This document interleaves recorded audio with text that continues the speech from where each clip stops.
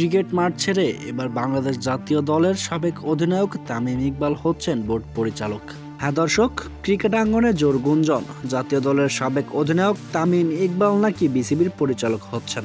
যদি এই গুঞ্জন সত্যি হয় তাহলে তামিম ইকবালকে বিসিবির পরিচালক হতে হলে বেশ কয়েকটি ধাপ পার করতে হবে। এরপরেই সেই পদে উত্তীর্ণ হতে পারবেন তিনি।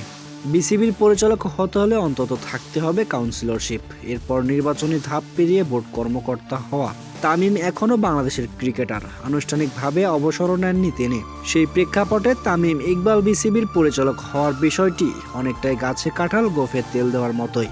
তামিম ক্রিকেটে মাঠে ফিরবেন নাকি বিসিবির পরিচালক হবেন, মাসখানেক ধরেই এই নিয়ে চলছে অনেক গুঞ্জন। তবে তামিম ইকবাল এখনও ক্রিকেট খেলতে পারেন এমন ধারণা পোষণ করেছিলেন বাংলাদেশের নতুন ক্রিকেট বোর্ড পরিচালক ফারুক আহমেদ। আবার তামিম ইকবালের সম্প্রতি কিছু কর্মকাণ্ডে বোর্ড পরিচালক হবারও ইঙ্গিত দিচ্ছেন বারবার। বিশেষ করে গতকাল জাতীয় দলের ক্রিকেটারদের সঙ্গে বোর্ড সভাপতির বৈঠকে তামিম ইকবালের উপস্থিত সেই গুঞ্জনকে বাড়িয়ে দিয়েছেন আরও। তবে তামিম ইকবাল যদি সত্যি ক্রিকেট বোর্ড পরিচালক পদে উত্তীর্ণ হতে চান তবে বেশ কয়েকটি ধাপ পার করতে হবে তাকে, এরপরেই সেই জায়গা অর্জন করতে পারবে তিনি। তবে তামিম ইকবাল মাঠে ফিরবেন নাকি বোর্ড পরিচালক পদে উত্তীর্ণ হবেন সেটি আসলে দেখার বিষয়।